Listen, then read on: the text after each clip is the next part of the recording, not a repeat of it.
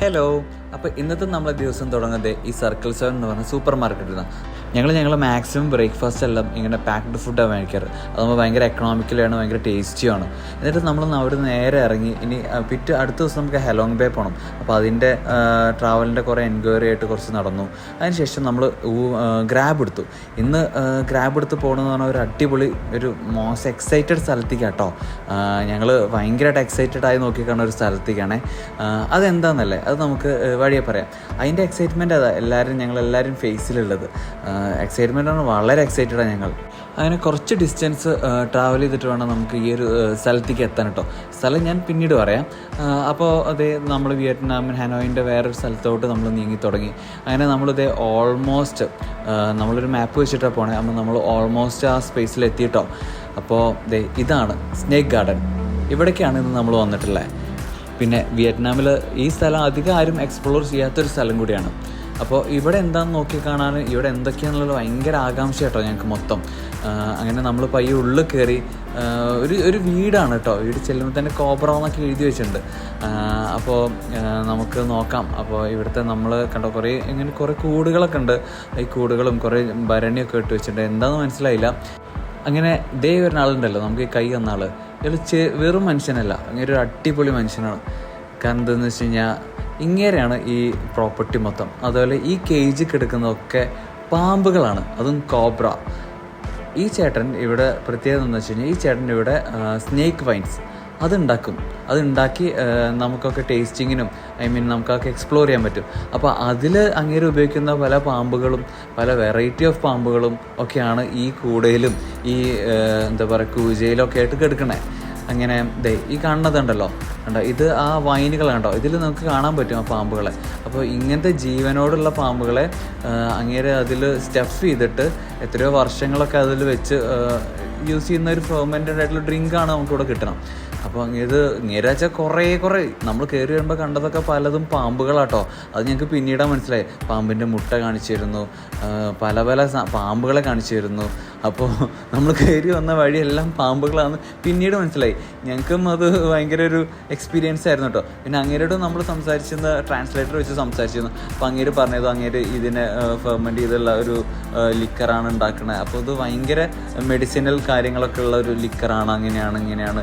പിന്നെ അത് പോരാത്തിന് വേറെയും പല സാധനങ്ങളൊക്കെ വെച്ചിട്ടാണ് ഉപയോഗിക്കണമെന്ന് പറയണു. അപ്പോൾ അങ്ങേര് വെച്ചാൽ അവിടെ നിന്ന് തുറന്ന് കാണിക്കണം മൊത്തം പാമ്പ്. ആ വീട്ടിൽ അങ്ങേര് പറഞ്ഞു 100-200 പാമ്പുകൾ ഉണ്ടെന്ന് അങ്ങേര് പറയുന്നുണ്ട്. നമുക്ക് സത്യം പറഞ്ഞാൽ ഒരു പേടിയുണ്ട്. കാരണം വെച്ചാൽ ഇരിക്കണോടത്തും പിടിക്കണോടത്തും ഇതാണോ എന്നറിയില്ല. പക്ഷെ അങ്ങേര് നല്ലൊരു വ്യക്തിയായിരുന്നു. എന്ന് വെച്ചാൽ നമുക്ക് എല്ലാം ഈച്ച് ആൻഡ് എവറിത്തിങ് ഡീറ്റെയിൽ ആയിട്ട് പറഞ്ഞു. പാമ്പുകളെ പറ്റി നമുക്ക് കുറേ പറഞ്ഞു തന്നു, നമുക്കറിയാത്ത പല കാര്യങ്ങളും പറഞ്ഞു തന്നു. പിന്നെ അങ്ങേര് ഡ്രിങ്ക്സിനെ പറ്റിയിട്ട് അങ്ങേര് കളക്ഷൻ, ഇത് 8 വർഷം പഴക്കമുള്ളതും അങ്ങനെ ഫെർമെൻ്റ്. പക്ഷേ പാമ്പുകളൊക്കെ ഉണ്ടല്ലോ അങ്ങനെ ശരിക്കും ഇരിക്കുന്നു. ഇതെങ്ങനെ ഇങ്ങനെ ഇതിൻ്റെ ഉള്ളിൽ കയറ്റിയതെന്ന് നമുക്കറിയില്ല കേട്ടോ. അങ്ങനെ പിന്നെ നമുക്കിനി ഇതൊക്കെ ടേസ്റ്റ് ചെയ്യാനുള്ള സെക്ഷനാണ് ഈ പാമ്പുകളുടെ വൈനൊക്കെ. അപ്പോൾ ഇങ്ങനെ നമുക്കിങ്ങനെ കാര്യപ്പെട്ട് നമുക്ക് ഓരോ സാമ്പിൾ ഇങ്ങനെ ഒഴിച്ചു തരും, നമ്മളോട് കുടിക്കാൻ പറയും. അങ്ങേര് നമ്മളെ കൂട്ടത്തിൽ കുടിക്കും.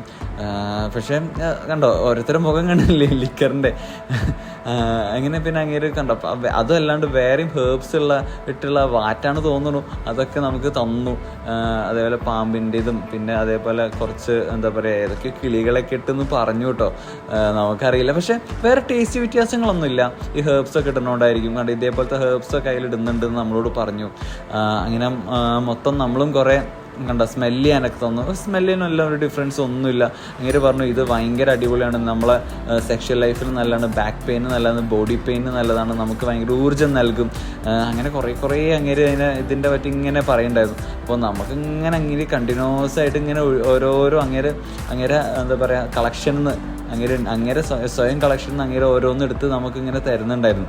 അപ്പോൾ നമ്മളും ഓക്കെ ശരി ആയിക്കോട്ടെ എന്ന് പറഞ്ഞാൽ നമ്മളും ടെസ്റ്റ് ചെയ്തു. അങ്ങനെ നമ്മൾ ടെസ്റ്റ് ചെയ്തു. അങ്ങനെയായിട്ട് കുറേ സംസാരിച്ചു. ഇങ്ങനെ കുറേ ടച്ചിങ്സ് പോലെ ഇങ്ങനെ കുറേ നട്ട്സും അതൊക്കെ തന്നു. പിന്നെ അങ്ങനെ പറഞ്ഞു ഇത് കുടിച്ചാൽ നിങ്ങളെ വൈഫുമാർ പറയും അടുത്ത വർഷം ഇതേ സമയത്ത് നമുക്ക് അവിടെ പോകണം എന്നൊക്കെ. അങ്ങനെ ഒരു രസികനായിരുന്നു. അങ്ങനെ കുറേ നമ്മൾ ചിരിച്ചു. ഇത് ഒഴിച്ച് തന്നിട്ട് അവരെ ഭാഷയിൽ എന്തൊന്ന് പറഞ്ഞിട്ടാണ് നമ്മൾ കുടിക്കുന്നത്. ചിയേഴ്സ് എന്നാണ് തോന്നുന്നു, നമുക്ക് മനസ്സിലായില്ല.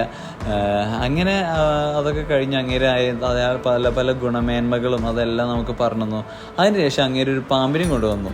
അങ്ങേര് പറഞ്ഞു വിഷമില്ലാത്ത പാമ്പാ പറഞ്ഞു, വേണമെങ്കിൽ നിങ്ങൾ പിടിച്ചു നോക്കൂ, ഇത് മരത്തിൻ്റെ മുകളിലൊക്കെ ഉണ്ടാവണമെന്ന്. ബാക്കിയുള്ളതിനൊന്നല്ല. അപ്പോൾ നമുക്കൊരു പേടിയുണ്ടായിരുന്നു, എന്നാലും ഞങ്ങളൊക്കെ പിടിച്ചു നോക്കി.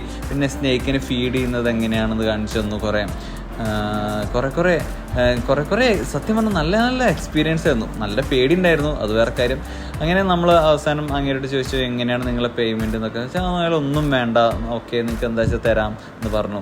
അങ്ങനെ നല്ലൊരു വ്യക്തി, നമ്മൾ കുറേ നമ്മളായിട്ട് സംസാരിച്ചു, കുറേ കാര്യങ്ങൾ പറഞ്ഞു തന്നു. അങ്ങനെ അയാളുടെ ഒരു കൂട്ടുകാരനുണ്ടായിരുന്നു, അവരോട് നമ്മൾ യാത്ര പറഞ്ഞു, നമ്മൾ പോന്നു. ഇത് ഞങ്ങളെ സംബന്ധിച്ചിടത്തോളം ഭയങ്കര വലിയ എക്സ്പീരിയൻസ് ആട്ടോ. ഈ വിയറ്റ്നാം ട്രിപ്പിൻ്റെ one of the greatest experience എന്ന് പറയാം. കാരണം ഒരു പാമ്പിൻ്റെ സ്ഥലത്ത് പാമ്പിൻ്റെ വൈനൊക്കെ. എന്നിട്ട് നമ്മൾ അവിടെ നിന്ന് ഇറങ്ങി.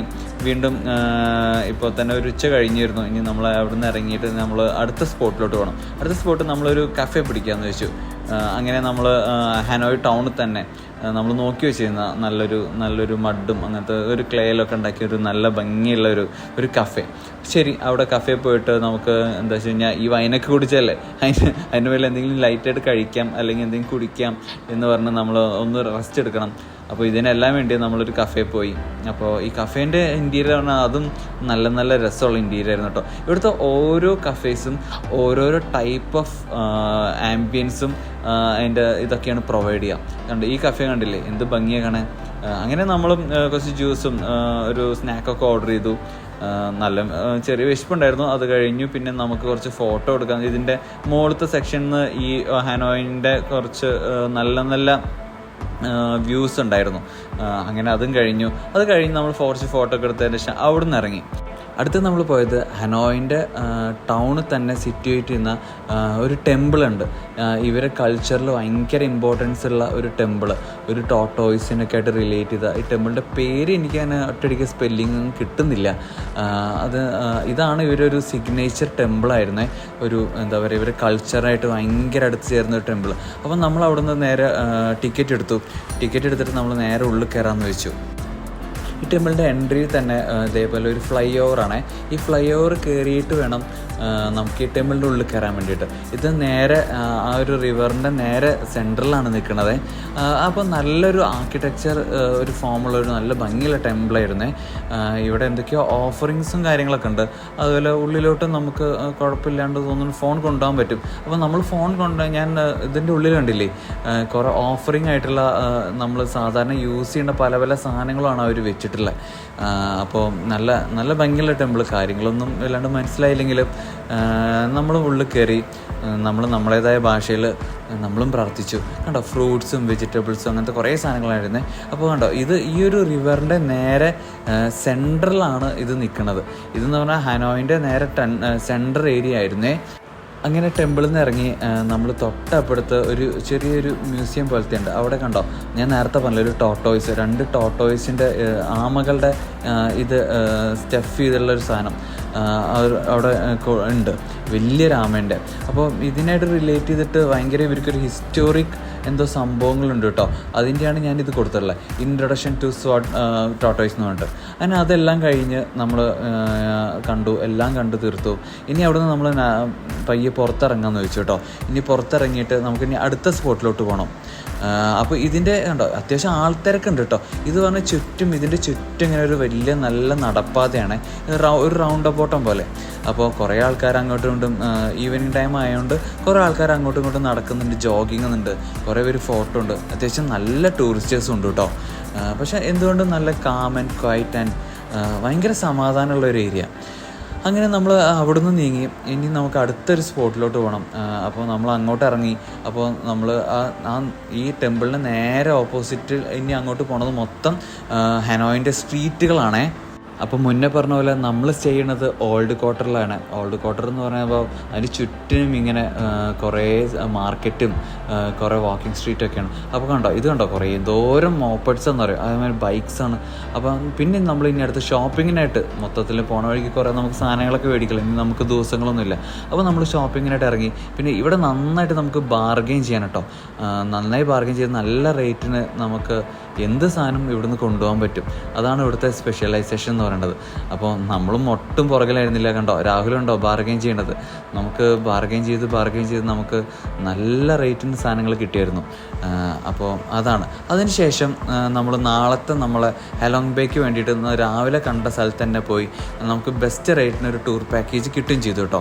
അപ്പോൾ അത് കഴിഞ്ഞ് വീണ്ടും നമ്മൾ ടൂർ പാക്കേജ് സെറ്റ് ചെയ്തു. വീണ്ടും നമ്മൾ ടോയ് ഷോപ്പുകളും അങ്ങനെ ഇവിടെ ഓരോ സൈഡിലും ഓരോ സെക്ഷനിലും ഓരോ കൈൻഡ് ഓഫ് ഷോപ്പുകളാണ്. അപ്പോൾ നമ്മൾ കുറേ അതൊക്കെ നോക്കി. പിന്നെ കുറച്ച് സ്വീറ്റ്സ് വാങ്ങിക്കാൻ അങ്ങനെ അതൊക്കെ കഴിഞ്ഞു. ഓൾറെഡി ഭയങ്കര ടയേർഡായിരുന്നു. അതൊരു ലോങ് ഡേ ആയിരുന്നു. അതിനുശേഷം നമ്മൾ സ്ട്രീറ്റിൽ നടക്കുമ്പോൾ ഈ ഒരു സുന്ദരക്കുട്ടനെ കണ്ടു. അപ്പോൾ ഇവനെ കുറച്ച് നേരം നമ്മൾ കളിപ്പിച്ചു. അതിനുശേഷം ഇനി രാത്രി ഫുഡൊക്കെ ഒന്ന് കഴിക്കണം, ഒന്ന് റൂമിൽ പോകണം, ഒന്ന് നല്ല റെസ്റ്റ് ചെയ്യണം. നാളെ എന്ന് പറയുന്നത് ഞങ്ങൾക്കൊരു ലോങ് ഡേ ആണ്. ബിക്കോസ് നാളെ ഞങ്ങൾ ഹെലോങ് ബേ ആണ് പ്ലാൻ ചെയ്തിട്ടുള്ളത്. അപ്പോൾ നൈറ്റും ഞങ്ങളൊന്ന് ഒരു പാക്ഡ് ഫുഡ് വാങ്ങിക്കാമെന്ന് വെച്ചു. അങ്ങനെ സാലിയനവലിന് പോയി. ഇനി ഫുഡ് വാങ്ങിക്കണം, റൂം പോകണം, റെസ്റ്റ് എടുക്കണം. അപ്പോൾ നാളെ കാണാം. ബൈ.